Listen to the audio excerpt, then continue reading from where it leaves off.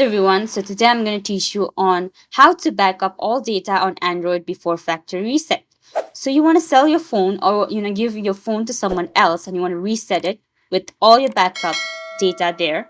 You just need to go to your settings and scroll down till you find accounts and backup. Make sure to go to backup and restore and you can see backup data. Make sure that you have an account that you have backup. You can continue with the Google or sign in, or you can just backup account. I've put my account right over here. You can choose one and use that. So automatic restore.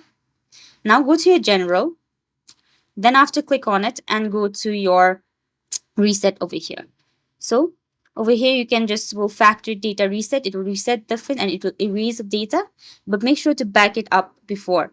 So once you have back all that, you can just factory reset it. That's it. Thank you so much for watching.